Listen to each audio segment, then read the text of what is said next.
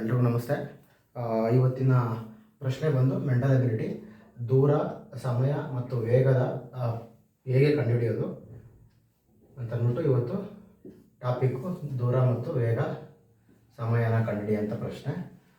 ಒಬ್ಬ ವ್ಯಕ್ತಿ 120 ಕಿಲೋಮೀಟರ್ ದೂರವನ್ನು 2 ಗಂಟೆಗಳಲ್ಲಿ ಕ್ರಮಿಸಿದರೆ ಅವನ ವೇಗ ಎಷ್ಟು ಅಂತ ಪ್ರಶ್ನೆ ಕೇಳೋಣ.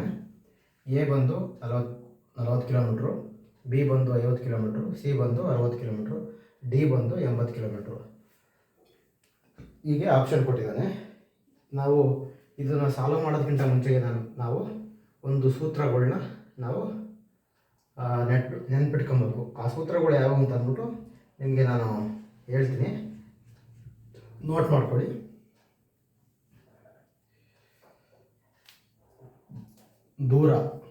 ದೂರ ಕಂಡುಹಿಡಬೇಕಾದ್ರೆ ಇದು ಈಕ್ವಲ್ ಟು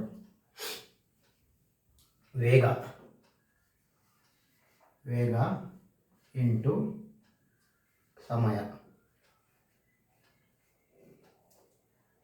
ಇನ್ನು ವೇಗ ಕಂಡುಹಿಡಬೇಕಾದ್ರೆ ದೂರ ಡಿವೈಡೆಡ್ ಬೈ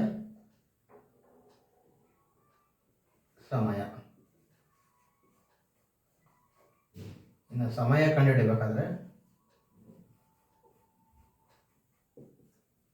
ದೂರ ಡಿವೈಡೆಡ್ ಬೈ ವೇಗ. ಇದು ಫಾರ್ಮುಲಾ.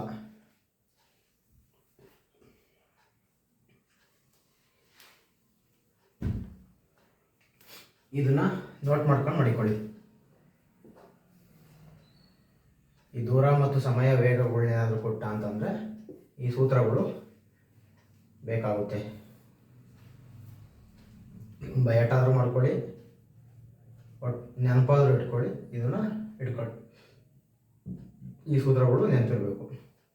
ಈಗ 120 ಕಿಲೋಮೀಟರ್ ದೂರವನ್ನು 2 ಗಂಟೆಯಲ್ಲಿ ಕ್ರಮಿಸಿದರೆ ಅವನ ವೇಗ ಎಷ್ಟು ಏನು ಕೇಳಿದ್ದಾನೆ? ವೇಗ ಕೇಳಿದ್ದಾನೆ. ವೇಗ ಸೂತ್ರ ಎಲ್ಲಿದೆ? ಇಲ್ಲಿದೆ, ಬರ್ಕೊಳ್ಳಿ. ಈಗ ವೇಗ ಈಸ್ ಈಕ್ವಲ್ ಟು ದೂರ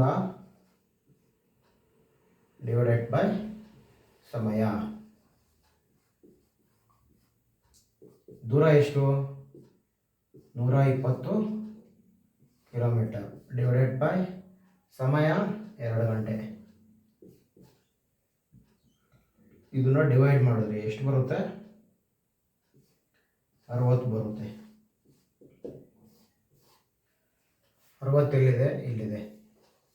C is the right answer. ಇನ್ನೊಂದ್ಸತಿ ಎಕ್ಸ್ಪ್ಲೈನ್ ಮಾಡ್ತೀನಿ ನೋಡಿ. ಒಬ್ಬ ವ್ಯಕ್ತಿ 120 ಕಿಲೋಮೀಟರ್ ದೂರವನ್ನು 2 ಗಂಟೆಯಲ್ಲಿ ಕ್ರಮಿಸಿದರೆ ಅವನ ವೇಗ ಎಷ್ಟು?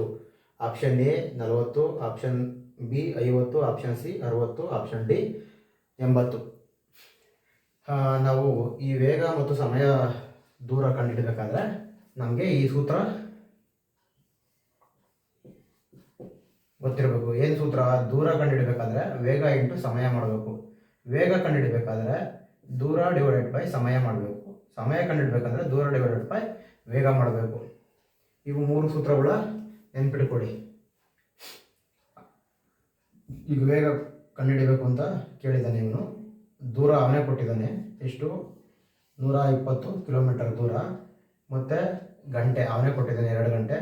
ಇಲ್ಲಿ ಇವೆರಡು ಹಾಕೊಂಡು ಡಿವೈಡ್ ಮಾಡಿದ್ರೆ 60 ಬರುತ್ತೆ. ಅಂದರೆ ಅವನ ವೇಗ ಎಷ್ಟು ಅಂತಂದರೆ 1 ಗಂಟೆಗೆ 60 ಕಿಲೋಮೀಟರ್ ವೇಗದಲ್ಲಿ ಅವನು ಕ್ರಮಿಸ್ತಾ ಇದ್ದಾನೆ 1 ಗಂಟೆಗೆ ಅಂತ ಅಂದ್ಬಿಟ್ಟು ಇದು ಆನ್ಸರು. Thank you.